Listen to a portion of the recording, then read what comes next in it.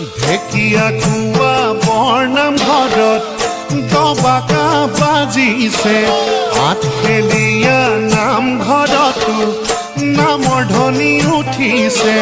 Shankar Madhav